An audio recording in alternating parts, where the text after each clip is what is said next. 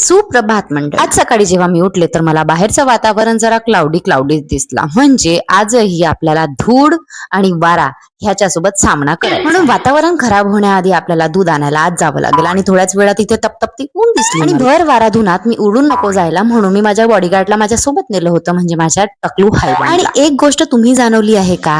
म्हणजे आपण जेव्हा उन्हात निघतो ना तर आपला तोंड असा काहीतरी वेडा वाकडा होऊन म्हणजे थोबाडावर आपण पूर्ण आठा जमा करून आणि डेअरीवाला व्यवस्थित पूर्णपणे दूध टाकताय की नाही हे जर आपल्याला लक्ष देणं गरजेचं. दुपारला माझी कार्टी जेव्हा खेळत होती तेव्हा तिला मी सहज म्हटलं की बाई चल पार्लर मध्ये जाऊया. वाढल्या होत्या तर म्हटलं जरा छाटून यावं. तर माझ्या कार्टीने अजिबात वेळ लावला नाही तिचं सामान पॅक करण्यासाठी. म्हणजे तिची घाई तर बघा. बाहेर फिरण्यासाठी ना ती एव्हर रेडी. पार्लर मध्ये येण्यासाठी कितीतरी जीवाला प्रिपेअर करावं लागतं आणि इथे येऊन दुःख सहन करावं लागतं. आणि इकडे रेडी होऊन मी निघाले आहे परत आज मार्केटमध्ये. कारण मी माझ्या परम मित्राला मटेरियल म्हणजे रॉ मटेरियलचं सामान सांगितलं होतं. आणि बांगड्या अशा लावल्या आहेत की जसं म्हणजे कुठल्याही मुलीचं लक्ष जाईल तर पहिले ती म्हणजे त्याची स्ट्रॅटेजी बघताय तुम्ही. बांगड्या म्हटलं तर कोणाला नाही आवडत. पण आवडत्या वस्तूवरून नजर हटवली आणि इकडे मोत्यांच्या पॅकेटाकडे जरा लक्ष दिलं. आणि माझी कार्टी अशी घेऊन बसली की जसं तिच्याकडून ते चोरून नेणार. आणि माझ्या परम मित्राला म्हटलं की बिल जरा व्यवस्थित बघ. आणि लागलाच हात. मोठ्या बच्च्याची एक सँडल एक्सचेंज करून घ्यायची होती ती केली. आणि त्यानंतर आम्ही आलो घरी. आणि घरी पाय नाही ठेवत तर आम्हाला दनादन आवाज आली. ते म्हणजे नवरदेवाच्या वरातीची. आणि नवरदेवाची वरात म्हटलं तर कोणाला नाही आवडत. आम्हाला तर खूप आवडते पाहायला. आणि त्यानंतर माझी कार्टी इकडे नंबरांचा खेळ खेळत म्हणजेच तिला जर मी 9 सांगत आहे तर ती इकडे 6 लावून राहिलेली आहे. आणि आज 2 ते 3 दिवसानंतर मी माझं ज्वेलरीचं काम घेऊन बसले. तेही काहीतरी नवीन बनवायचं म्हणून. आणि इकडे आपल्या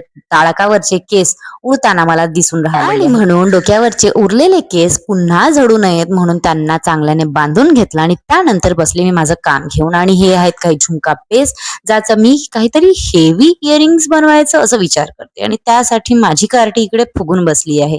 म्हणजे हे इयरिंग्सचे बेस मी माझ्यासाठी घेऊन बसले की तिच्यासाठी.